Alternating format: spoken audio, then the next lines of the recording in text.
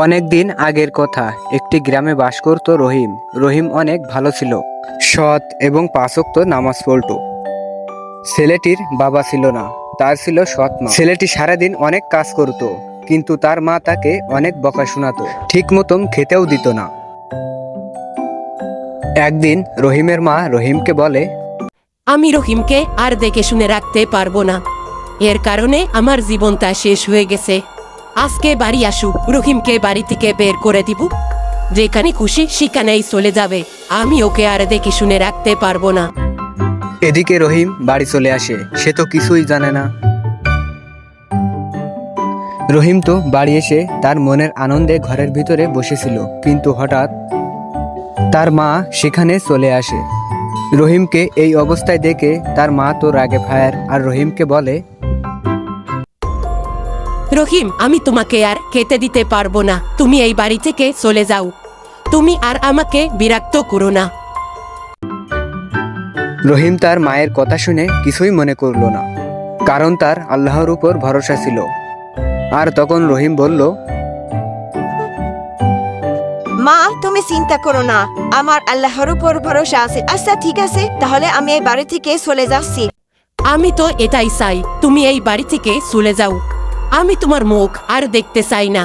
তুমি যেন কখনোই এই বাড়িতে আর ফিরে আসবে না। আচ্ছা মা, ঠিক আছে, তুমি যেহেতু বলছো, এই গ্রাম থেকে আমি অনেক দূরেই চলে যাব, আর কখনোই এই গ্রামে ফিরে আসবো না। রহিমের কিছুই করার নেই, কারণ তার বাবা অনেক আগেই মারা গিয়েছিল।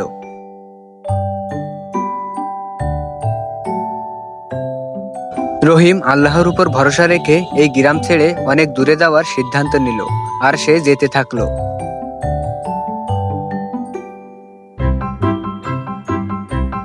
রহিম কিছুতেই হাল ছাড়লো না, সে রাস্তা দিয়ে যেতে থাকলো। কোথায় যাবে সে নিজেও জানে না।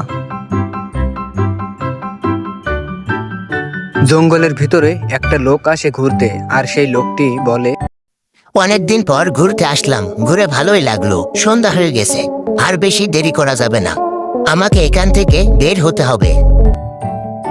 রহিম কোনো উপায় না পেয়ে রাস্তার পাশে একটা গাছের গোড়ায় বসে থাকে, কিন্তু তার আল্লাহর উপর ভরসা ছিল। কোনো উপায় না পেয়ে ওইখানেই বসেছিল, আর জঙ্গলের ভিতরের সেই লোকটি তার সামনেই ছিল। ওই দূরে একটা ছোট বাচ্চা দেখা যাচ্ছে, কিন্তু এখন তো রাত হয়ে গেছে। এত রাতে বাচ্চাটা ওখানে কি করছে? আর কিছুক্ষণ পর তো অনেক রাত হয়ে যাবে। ছেলেটিকে ডাক দি। এই যে, তুমি শুনতে পাচ্ছ? এইদিকে আসো। লোকটি যখন রহিমকে ডাক দিল, রহিম শুনতে পেল আর বলল, এই লোকটি মনে হয় আমাকে ডাকছে, না জানে কি বলে, যাই দেখে আসি। রহিম ওই লোকটির দিকে যেতে থাকলো। রহিম লোকটির কাছে গিয়ে দাঁড়ালো। রহিম মনে মনে কিছুটা ভয় পাচ্ছিল, আর সেই লোকটি রহিমকে বলল, এই যে, তোমার নাম কি? জি, আমার নাম রহিম, আমি পাশের গ্রামেই থাকি। তুমি তো অনেক ছোট একটা বাচ্চা। তুমি এই সন্ধ্যায় এই ভয়ঙ্কর জঙ্গলে কি করছো? এখানে তো অনেক ভয়ঙ্কর হিংস্র প্রাণী থাকে। তোমার কি বাবা মা বেঁচে আছে? আমার বাবা নেই, একটা সৎ মা ছিল, কিন্তু সে আমাকে বাড়ি থেকে বের করে দিছে।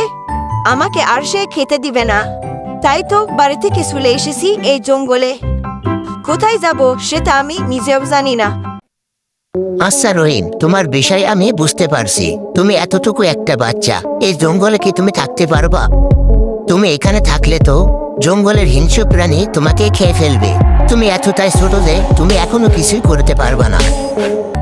লোকটি সেখানে গভীর মন দিয়ে চিন্তা করলো, আর সে কিছুক্ষণ পর রহিমকে বলল, তুমি এই জঙ্গলে থাকলে হিংস্র প্রাণী তোমাকে খেয়ে ফেলবে। এর থেকে তুমি আমার সাথে চলো। আজ থেকে আমার সাথে থাকবে আমাদের বাড়িতে। রহিম তো বিজয় খুশি হয়ে গেল, কারণ রহিমের আর কোনো চিন্তাই থাকলো না। কিছুক্ষণ পর রহিমকে সেই লোকটি তার বাড়িতে নিয়ে চলে গেল। বন্ধুরা, এই গল্প থেকে এটাই শিখলাম, কখনোই মনোবল হারানো যাবে না, নিশ্চয়ই একটি উপায় হবে। ভিডিওটি ভালো লাগলে অবশ্যই একটি লাইক ও সাবস্ক্রাইব করে আমাদের পাশে থাকুন।